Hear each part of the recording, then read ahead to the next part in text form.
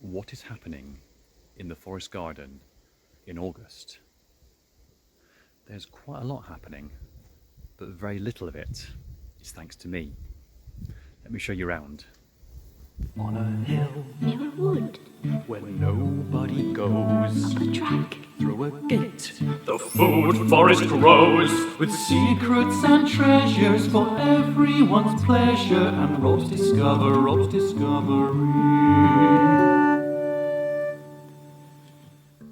Look at that. One very hungry and bossy cat. She is very much at home here now. I haven't seen a single rat or mouse since her arrival, so she is doing a brilliant job. But we'll come to her later. It's the last week of August now, and the homestead here is pretty overgrown. I have done very little, I have done no work here for at least a month. And the biggest enemy, in inverted commas, of a setup like this is grass. It's true the geese love to eat it. They are here to maintain the snaking grass paths that weave throughout the plot. But it's got into all the vegetable beds and has swallowed up anything below knee height pretty much. Normally there will be a lot of forage and produce this time of year. However, at the moment it's pretty much just reduced to fruit, of which there is much, so that's okay. If I had time to harvest it. The Katie apple tree. A truly diverse apple, good for apple juice, cider, or eating straight from the tree. Look at these beauties. You don't like apples, do you, Panga? You like meaty, rodenty things. Geese are partial to a rodent or two, if ever there's a rat that takes grain from their bucket. However, they love to pick up the fallen crop of apples and plums, and at the moment they're waiting for their daily grain ration. Oh, all right, Panga. The ducks and chickens. Although traditionally in previous years they've had free reign of the garden, the chickens to forage for their dinner and the ducks eating slugs. But because I've not kept all the grass down, the foxes have cover to get quite close. So I've put this electric fence around them just to keep them contained for a month or two until I can get on top of the grass, and then I shall release the ducks again and the chickens to forage for slugs and do their job. But it does make it a lot easier to find the duck eggs when they're contained like this. Although these ducks are too young to lay eggs yet because they hatched out in an incubator in May. Hello, Lucky Ducky. Hello.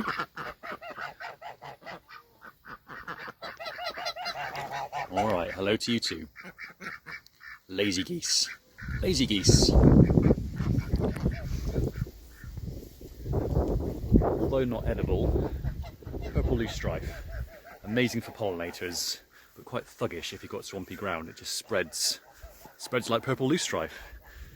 It is so invasive that it should actually have a metaphor of its own. Metaphor? No, simile. As invasive as purple loosestrife. Victoria plum, out of control. It's fruiting very well. However, because I haven't pruned it for 3 years, the plums are too high to reach. Unlike this, what's this one? Denison Superb? This was so heavy with plums that the branches were breaking. Let me lighten your load, plum tree. Oh, waspy hole.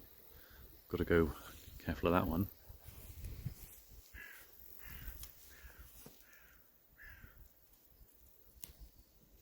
Nice. My shed shanty town. A million sheds for a million purposes. Mostly in need of repair. Californian allspice. Spicy. Would you like to see in the yurt, the only tidy place in the garden, just for fun? Yeah? Okay. Have a look around whilst I eat this.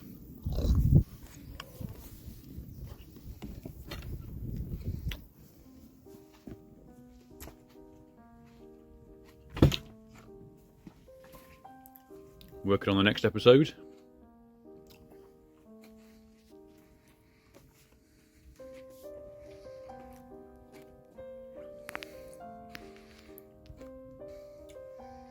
Panga the cat, although she was feral, the last couple of weeks she's now been insisting that she sleep in here with me in the yurt. And subsequently, I've had to a disgusting litter tray inside, which she does use in the night. But it's great to have a protector whilst I sleep. She doesn't even sleep, she just sits at the end of the bed, purring and protecting me from all the night terrors.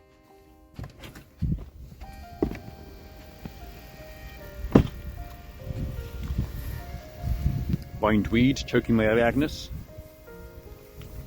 At least bindweed is also a nitrogen fixer, so this area is going to be very, very nitrogen rich. Perfect for the perennial leeks that are trying to take over here. Here are the perennial leeks. See, they're forming a nice clump of bulbs. The weight of those are going to bend over, touch the ground, and form a new patch of leeks for next year, working their way around the geodome. The hut now has its own solar setup and has its own electric, which is useful, so it's like a self-contained dwelling. It has no kitchen or bathroom, but it's a good bedroom. I've been working on this. All that gubbins in there. Oh, my rocks, my rock collection! Oh no!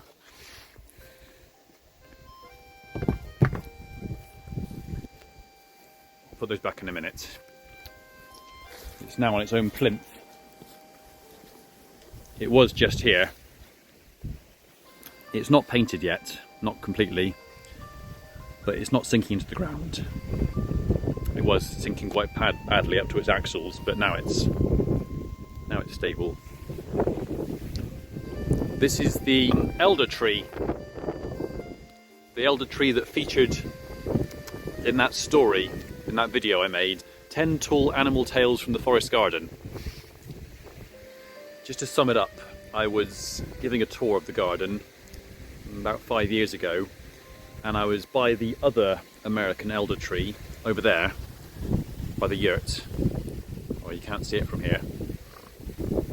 And I said, I wish I had a second elder tree. And the next morning, this tree was growing up through the steps of the hut that was over here at the time. And it was already about a 1-year-old tree, even though it wasn't there the night before. And now it's magnificent. I'm sure it's inhabited by the spirit of an elder mother. But look at those berries. The wood pigeons have stripped the other tree, but they've left this alone. So this is going to make some fine healing elderberry syrup in a couple of weeks over the winter. Oh, hello apple mint. That was planted there originally to keep away the cluster flies that were clustering in the hut. It's a bit windy here. I'm going to go somewhere a bit more sheltered because there must be terrible wind on the microphone. These are doing well. These 2 hives are still unoccupied, but they're awaiting any swarms, but it's a little bit too late now this year to gather swarms. So I'm going to concentrate on keeping this one healthy. Hello newbies.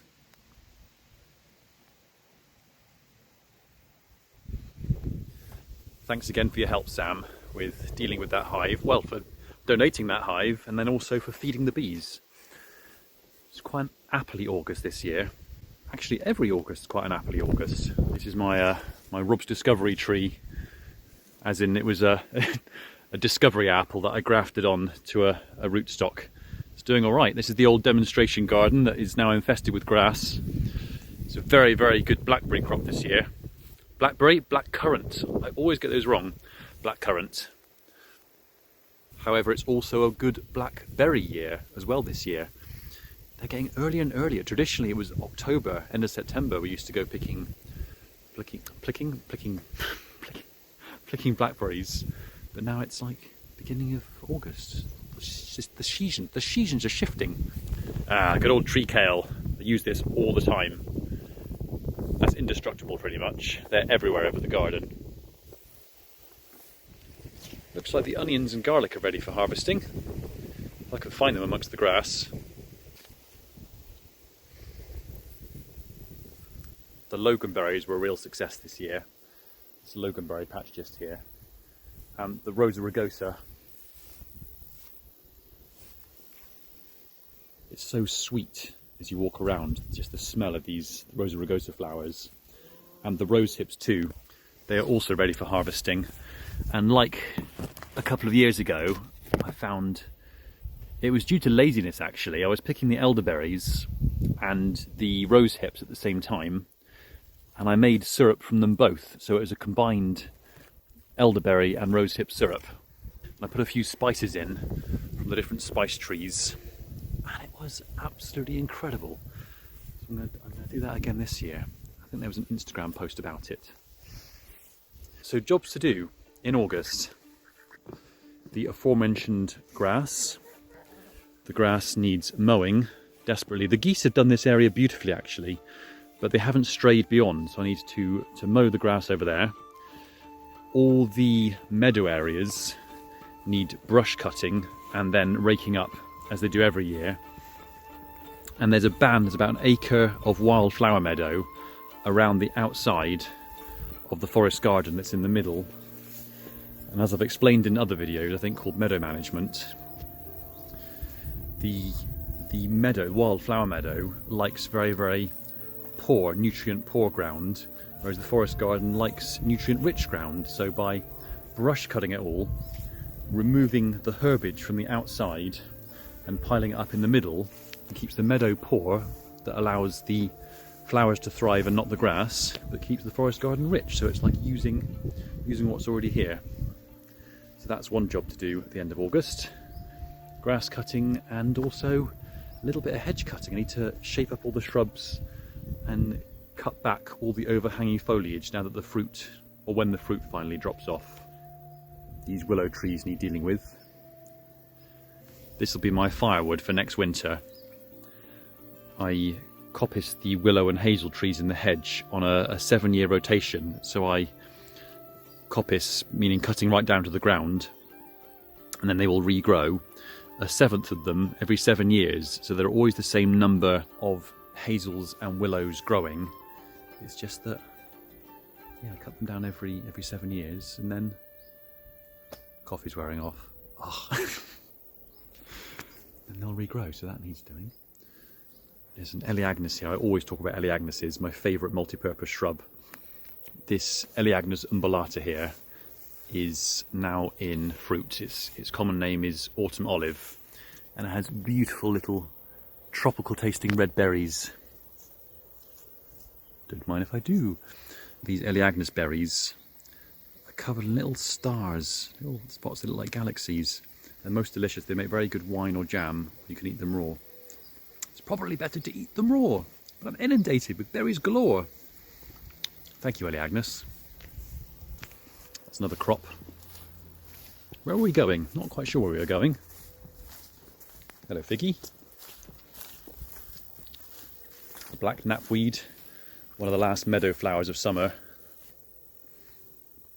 Looking good. And there are some scabious about as well. Oh, how convenient. Scabious, very good for attracting all sorts of bees and butterflies. Look at those, right on cue. Almost like it was planned.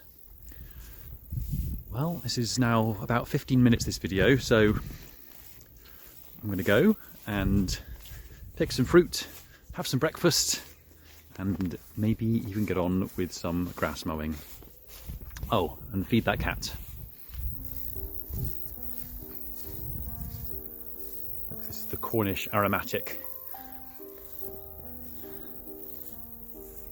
I mentioned this in my autumn video last year. I talked more about it. It's one of the best apples here for storing. You can pick them now, and as long as you don't let them touch and put them in a crate with newspaper or something in between, then they will last well into January or February.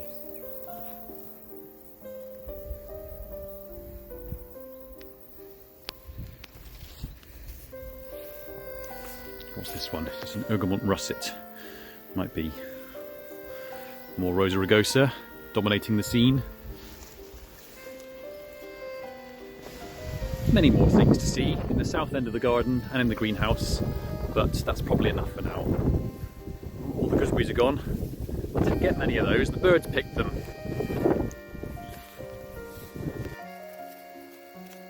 They're pretty good though. Oh, they're all fermenting now as they're sort of starting to decompose on the stems. These are particularly sweet red gooseberries. Where are they? Oh. This is terrible camera work today. I've put my finger over the lens so much. These wild gooseberries are sweet, and most wild versions of fruit that are not domesticated or cultivated are usually more bitter. Things like crab apples and blackthorns that are like wild plums. Well, they are wild plums. But the reason wild gooseberries are sweeter than their cultivated counterparts is because when gooseberries were cultivated, they were done so not so much for their sweetness, but for their pectin, for making jam. And wild gooseberries contain a lot less pectin, and they're a lot sweeter. So I prefer wild gooseberries because if I make jam, which I don't really do, I just use jam sugar that has pectin in already. So I love my wild sweet gooseberries. Oh, there's also the Szechuan pepper tree. These Szechuan peppercorns are slowly turning red. I don't really use Szechuan pepper. I use black pepper, but I will harvest those anyway, in case anyone wants them. And they are more about the sweet than the heat. A few more perennial vegetables that have managed to make it through the grass. Just walking over an old pond. Nearly fell in. You can see the sweet clumping edible bamboo over there. That's outcompeted the grass. As has the sweet Sicily. This loganberry has bounced over it. Broken free from that patch. Globe artichoke's doing well. As is the cardoon. Sorry, making you dizzy. There, cardoon.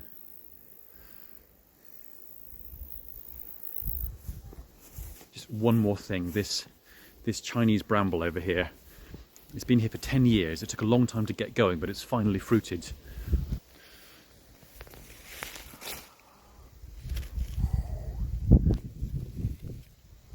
They're really good.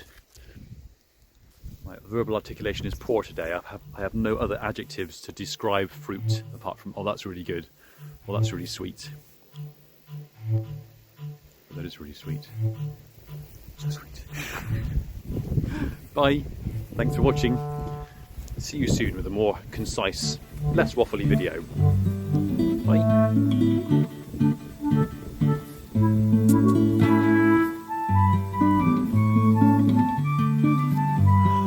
Hello.